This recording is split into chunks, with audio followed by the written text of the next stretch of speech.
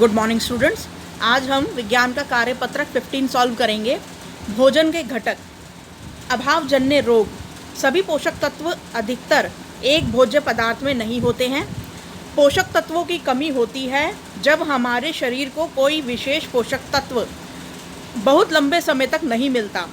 यदि पोषक की कमी एक या उससे अधिक पोषक तत्व के कारण होती है तो बहुत सारे बीमारियां या विकृतियां हो जाती हैं। अभावजन्य रोग वह रोग है जो लंबी अवधि तक पोषकों के अभाव के कारण उत्पन्न होते हैं, मुख्यतया खनिज, लवण और पानी के कारण हमारे शरीर में।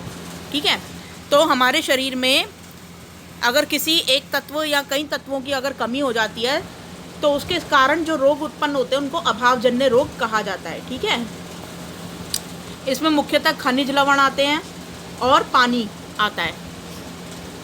इनकी कमी से जो रोग होता है उसे अभावजन्य रोग कहा जाता है। नेक्स्ट पढ़ते हैं विटामिन, खनिज, लवण। देखो कौन कौन से विटामिन होते हैं? ए, B1, C, D, calcium, iodine और लोह। अच्छा, अब देखो विटामिन ए की वजह से क्या होता है? वर्णांधता। वर्णांधता का मतलब होता है कि रात के समय कुछ लोगों को दिखाई देना बंद हो जाता है। तो ऐसे जो लोग होते हैं जिनको रात में अंधेरे में कुछ दिखाई नहीं देता तो उसमें विटामिन ए की कमी होती है। तो विटामिन ए कौन कौन से चीज़ों में मिलता है? गाजर में मिलता है। और मेन सोर्स जो विटामिन ए का होता है वो पीले फल होते हैं, जैसे गाजर, सीताफल, इन सब में विटामिन ए प्रचुर मात्रा में होता है। विटामिन बी, इसकी कमी के कारण बेरी नामक रोग हो जाता है। बेरी का मतलब होता है कि जैसे होंठ, बेरी में मसल पेन होता है और मसल पेन मतलब मांसपेशियों में दर्द होने लगता है और साथ में मेमोरी लॉस होने लगता है, कन्फ्यूजन होने लगती है और भूख नहीं लगती और ये सब होता है। ठीक है, वीकनेस सी आने लगती है। तो ये सब विटामिन बी की वजह से होता है। Vitamin C, scurvy. Vitamin C ज़्यादातर खट्टे पदार्थों में मिलता है, जैसे कि नींबू और संतरा, खट्टे फल, ऐसी चीज़ों में। और इसकी कमी के कारण क्या होता है? स्कर्वी नामक रोग। इसकी कमी से भी मसूड़ों में सूजन आनी शुरू हो जाती है और अचानक से वेट लॉस होना स्टार्ट हो जाता है और साथ में वीकनेस आने लगती है, थकावट सी रहती है, मसूड़ों में खून आने लगता है ब्रश करते दौरान और दांत टूटने का इसमें खतरा रहता है, क्योंकि अगर मसूड़े ही स्वस्थ नहीं रहेंगे, इसकी कमी से मसूड़े जो है ना वो थोड़े से सूज से जाते हैं। तो ये सब स्कर्वी के रोग के लक्षण हैं। ठीक है, तो नेक्स्ट है विटामिन डी। विटामिन डी की कमी से क्या होता है? रिकेट्स होता है। विटामिन डी ज़्यादातर जो इसका अच्छा सोर्स है वो है धूप, सूरज की रोशनी। ठीक है, तो विटामिन डी सबसे ज़्यादा अगर हमारे शरीर को कहीं से मिलता है तो वो धूप से मिलता है और इसकी कमी के कारण रिकेट्स हो जाता है। रिकेट्स क्या होता है कि जो हमारी घुटने के नीचे की जो टांगे हैं, तो वो जो टांगे होती हैं कुछ लोगों की आपने देखी होंगी कि धनुषाकार हो जाती हैं, धनुष आकार की। ठीक है, नीचे की टांगे। तो ऐसी जो धनुष आकार की टेढ़ी टांगे लेके जो चल रहे होते हैं उनको रिकेट्स होता है विटामिन डी की कमी से। ठीक है, नेक्स्ट है कैल्शियम। कैल्शियम जो होता है ये हमारी हड्डियाँ, दांत, जितने भी हमारे हड्डियाँ, मेन जो हमारे शरीर की हड्डियाँ हैं ना, उनको बनाने के लिए काम आता है। तो ये जो कैल्शियम की कमी हो जाती है तो हड्डियाँ कमज़ोर हो जाएंगी। दूध, दही, इन सब चीज़ों में कैल्शियम पाया जाता है। तो अगर ये सब नहीं खाओगे, दूध, दही, तो हमारी हड्डियाँ बढ़नी बंद हो जाएंगी, जिसके कारण फिर क्या होगा कि हाइट रुक जाती है और हड्डियाँ बढ़ नहीं पाती हैं, प्लस जो दांत वगैरह को भी मजबूती नहीं मिलती है, हड्डियों को भी मजबूती नहीं मिलती है। भागोगे तो क्या कहते हैं, थोड़ी सी चटक जाती हैं हड्डियाँ, इस तरीके से। तो ये सब कैल्शियम की कमी के कारण होता है, इसलिए कहा जाता है दूध, दही रोज़ाना खाया करो। नेक्स्ट है आयोडीन। आयोडीन जो होता है ये नमक में पाया जाता है और समुद्री चीज़ों में पाया जाता है। आयोडीन की कमी के कारण घेंगा नामक रोग हो जाता है।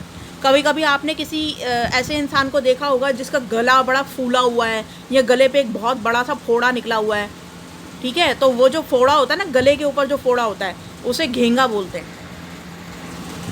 नेक्स्ट है लोह। लोह यानी कि आयरन। आयरन जो होता है ये काफ़ी सारी सब्जियों में पाया जाता है। ज़्यादातर हरे पत्तेदार सब्जियां जो होती है ना, पालक हो गई और सरसों, मेथी, इन सब में जितनी भी हरे पत्तेदार सब्जियां होती है सब में लोहा पाया जाता है। बीट रूट, ये क्या बोलते हैं इसको हिंदी में, चुकंदर। चुकंदर भी में भी जो है आयरन पाया जाता है। तो लोह, इसकी कमी के कारण क्या होता है, सबसे ज़्यादा इसकी कमी जो होती है ना, इस आयरन की कमी, ये सबसे ज़्यादा लड़कियों में होती है। क्यों? क्योंकि क्या ये छोटे बच्चे हैं। देखो अब साइंस की बात है तो फिर वही हर चीज़ ठीक से बतानी पड़ेगी। हर महीने लड़कियों को मेंस्ट्रुएशन होते हैं, यानी कि जैसे ही 12 या 13 साल की उम्र के बाद लड़कियों को हर महीने पीरियड्स होने स्टार्ट हो जाते हैं, जिसके कारण खूब सारा जो अंदर से गंदा ब्लड है वो निकलता है, तो जिसके कारण आयरन की कमी हो जाती है, क्योंकि खून के अंदर ही आयरन की मात्रा सबसे ज़्यादा होती है हमारे शरीर के अंदर। तो उसी आयरन की वजह से ही खून बनता है, ठीक है। तो इसीलिए आयरन की जो कैप्सूल्स आपको दी जाती हैं स्कूल के अंदर, जो खाने के लिए दी जाती है हफ्ते में एक बार गोलियाँ, तो इसीलिए लड़कियों को दिया जाता है आयरन, ताकि उनके अंदर खून की मात्रा पर्याप्त बनी रहे और खून की कमी ना हो, ठीक है। आयरन की कमी इज़ इक्वल टू खून की कमी, दोनों का एक ही मतलब है। खून की कमी होना या आयरन की कमी होना, दोनों का एक ही मतलब है। इससे अनीमिया नामक रोग हो जाता है। अनीमिया को हिंदी में यहाँ पे अरक्तता बोला गया है। तो अनीमिया और अरक्तता का मतलब ये होता है, इसके जो सिम्टम्स होते हैं वो ये होते हैं कि चलते वक्त सांस फूल जाना, ठीक है, आँखों के नीचे काले काले डार्क सर्कल्स पड़ जाना, और कोई भी काम करने लगो तो बहुत जल्दी सांस फूलती है, कमज़ोरी सी आ जाती है, इंसान का काम करने का मन नहीं करता क्योंकि सांस फूलती है, तो फिर नींद भी बहुत ज़्यादा आती है, ठीक है। तो ये जो जितने भी लक्षण होते हैं ये सारे आयरन की कमी के कारण होते हैं। इसीलिए लड़कियों को खासकर आयरन खाना चाहिए, अर्थात हरे पत्तेदार सब्जियां खानी चाहिए, और चुकंदर में भी आयरन होता है वो भी लेना चाहिए, और जो भी आयरन वाली चीज़ें हैं वो सब लेनी चाहिए। ज़्यादातर पालक और मेथी और इन सब चीज़ों में आयरन होता है।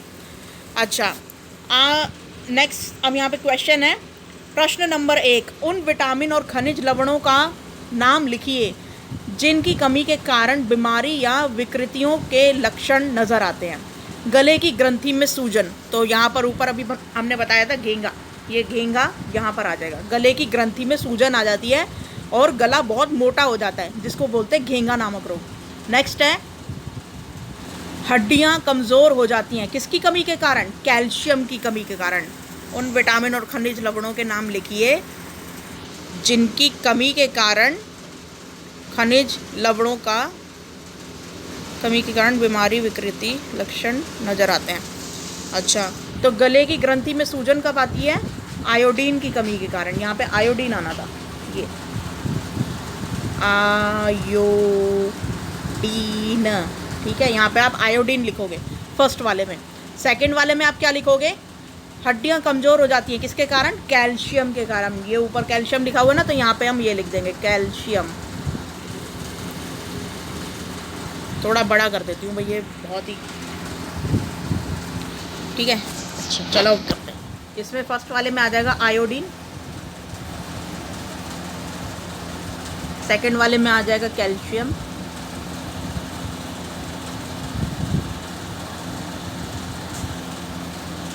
थर्ड है वर्णांधता, विटामिन ए।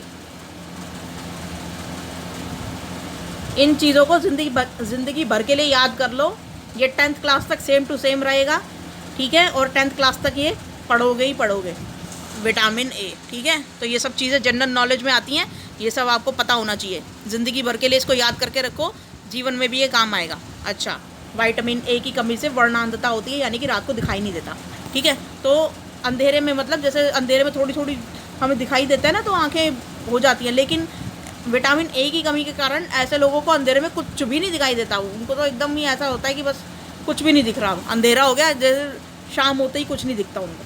अच्छा, तो ये फर्स्ट क्वेश्चन हो गया हमारा। अब सेकंड देखते हैं। नीचे दिए गए शब्दों को पुनर्व्यवस्थित करके उन बीमारियों को पहचानिए जो विटामिन और खनिज लवणों की कमी के कारण होती है।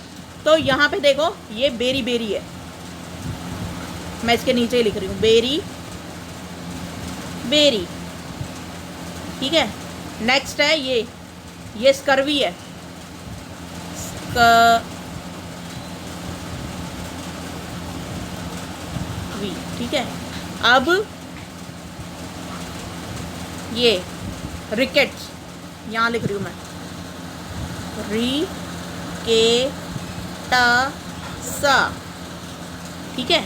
और ये है अरक्तता, इसको मिटा रही हूँ मैं,